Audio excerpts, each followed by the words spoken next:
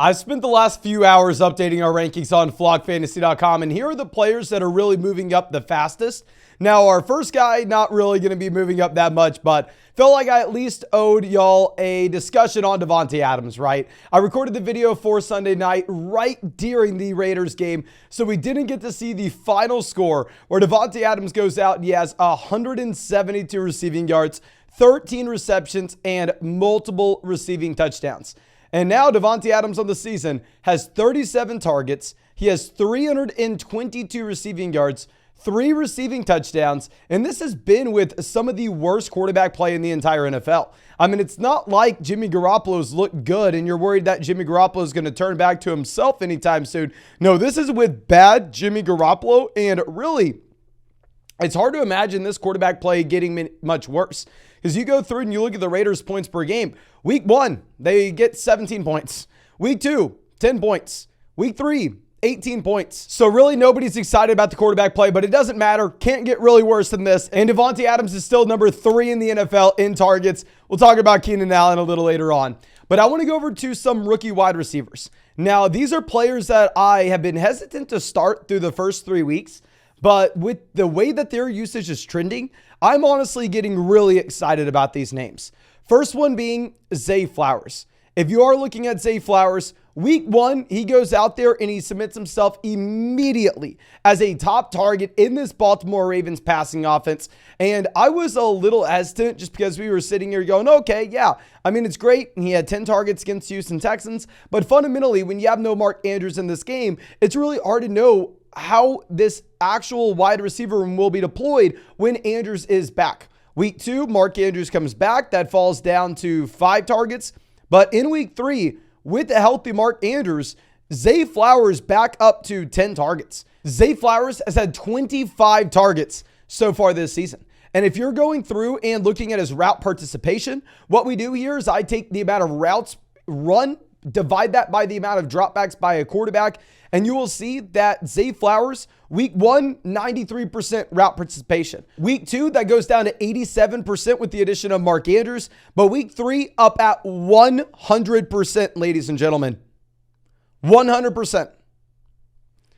Now, keep in mind, yeah, no Odell Beckham Jr., but nonetheless, it looks like Odell Beckham Jr. really not going to make too much of an impact regardless. If you look at the overall volume he's commanded, we're not expecting the wide receiver that's in his 30s to all of a sudden get better, right? I mean, I do think that this is the job for Zay Flowers going forward.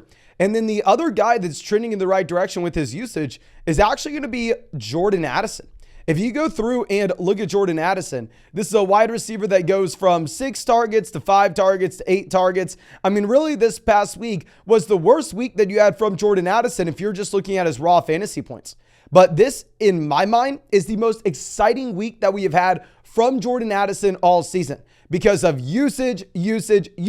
We already know these are talented players coming out of school. Zay Flowers is even more talented than I initially thought he was, but we knew Jordan Addison was great. He checked every box. He declared as a true junior. He dominated as a true sophomore. He broke out as a true freshman, and he went round 1 of the NFL draft.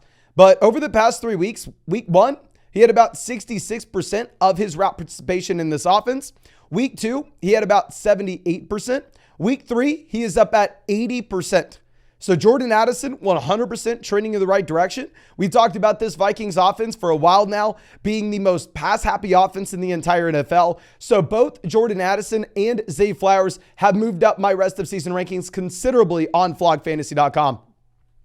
But going over to our next wide receiver, Deebo Samuel is someone I want to give a shout out to. Y'all know we had Deebo Samuel as a must-start guy last week. I mean, we had George Kittle as that buy low option as well.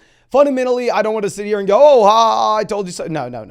I think the result of Deebo Samuel's performance was directly infected by Brandon Ayuk, where Deebo goes out there. He has 12 targets. He has 6 receptions, 129 receiving yards, and the receiving touchdown.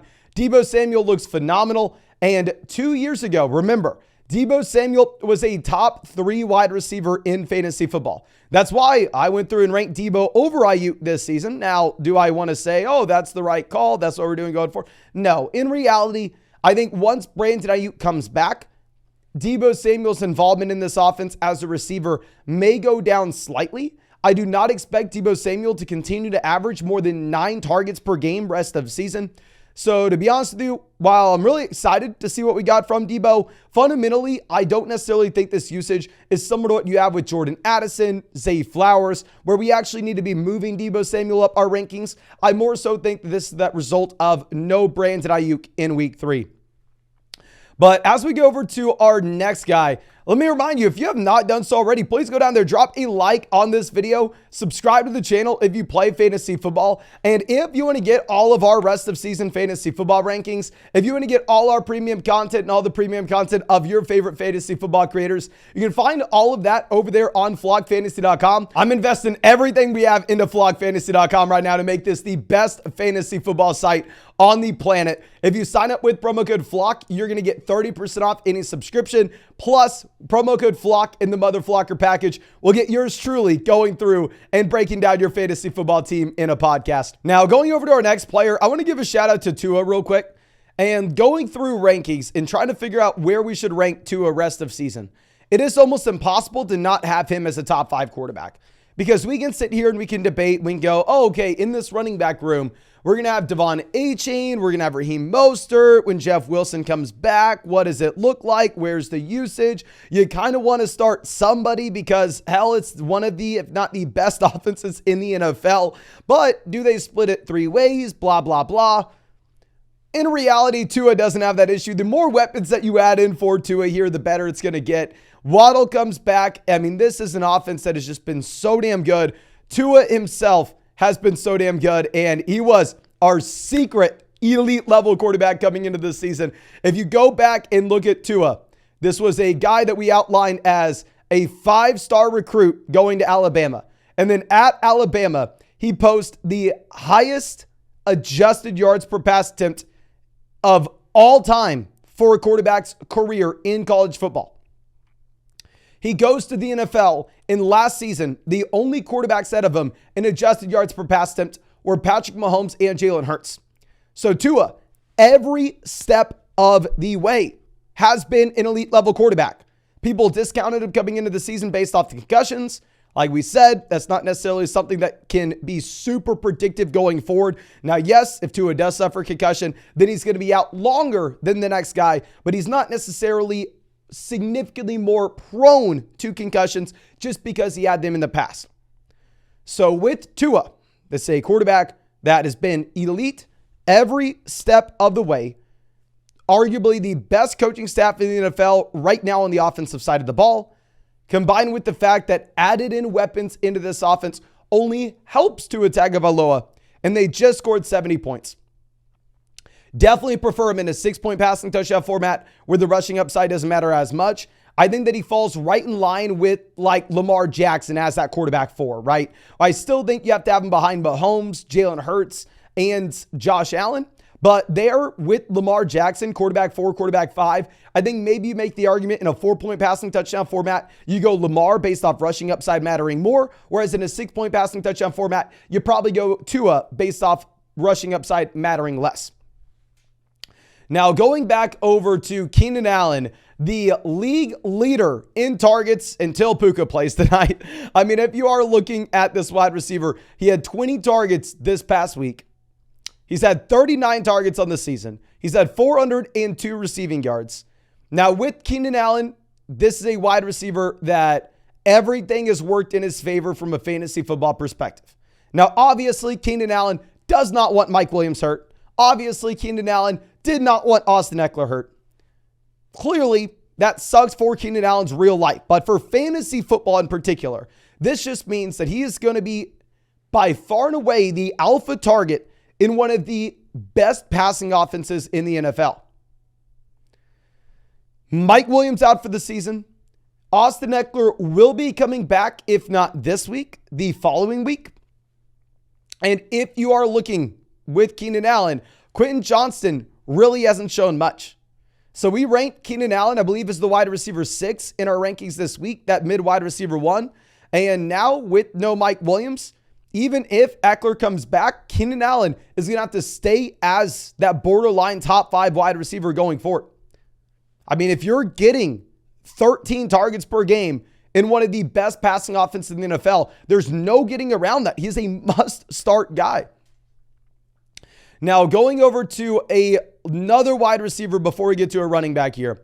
Let's look at Michael Pittman Jr. With Michael Pittman Jr., he's being flooded with targets as well. Right now, he's actually 6th in the NFL in targets. He's had 230 receiving yards. He's had a receiving touchdown. What's very interesting is, similar to the situation at the very top of this video with Davante Adams, Michael Pittman Jr. isn't doing this with some phenomenal offense. It's not like there's a lot of passing volume to go around here in Indianapolis. So I don't want to hear people coming out saying, oh, Mason, once Anthony Richardson's back, the passing volume's not going to be there, blah, blah, blah. No, he's just taking a super high percentage of this offense.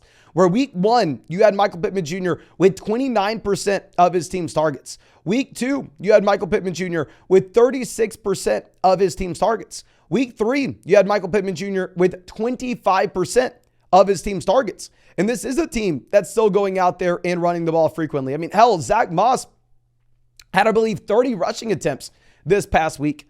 So with Michael Pittman Jr., I mean, there's really no arguing against him being a locked and loaded top 24 wide receiver going forward, where this offense just does look pretty damn exciting overall. Now, going over to a couple of running backs, I will talk about Alvin Kamara a little more in depth in a rankings video later on in the week. So please make sure, if you have not done so already, you're subscribed so you can check out our running back rankings. But with Kamara, this was a running back that we really liked coming into draft season, because if you looked at the underlying usage, what we loved about Kamara has primarily remained the same. What we love about Alvin Kamara is not necessarily his carries, his overall yards. No, what we love about Alvin Kamara in a full PPR format is going to be the involvement as a receiver. With Alvin Kamara, you had 21% of his team's targets in 2020. That falls to 17% in 2021, and that stays at 17% in 2022. So Alvin Kamara, for 3 straight seasons now, has remained one of the best receiving backs in the NFL if you're looking at his target share in his offense. Now, what has fallen off for Alvin Kamara has been the overall touchdown volume. Alvin Kamara went from 2020 with 1.3 touchdowns per game down to 0.7 in 2021, down to 0.27 in 2022. Now, fundamentally, what do we know about touchdowns in fantasy? That's going to be the most volatile statistic that you have. That's going to be what just varies wildly year to year. And that generally is something that can bounce back. So now that you're looking at Kamara coming into this offense, we can assume that in a full PPR format, this is a running back that immediately comes in, probably sees about 15% of his team's target share. And based off Jamal Williams going on the IR, and at the same time, based off what you have with Kendre Miller really just being disappointing overall this season, Alvin Kamara is in a phenomenal situation to actually come in and immediately be a high-end RB2 in a full PPR format. I'm going to be diving into him a little bit more with our rankings later on in the week, though. Now, going over to Kenneth Walker, love to see it. Love to see our guy. 47 rushing attempts of the season. With those, the man has 4 touchdowns. And with the receiving volume, he's only had 10 targets, but he's had 73 receiving yards. Kenneth Walker so far through the first 3 weeks has averaged almost 100 total yards per game.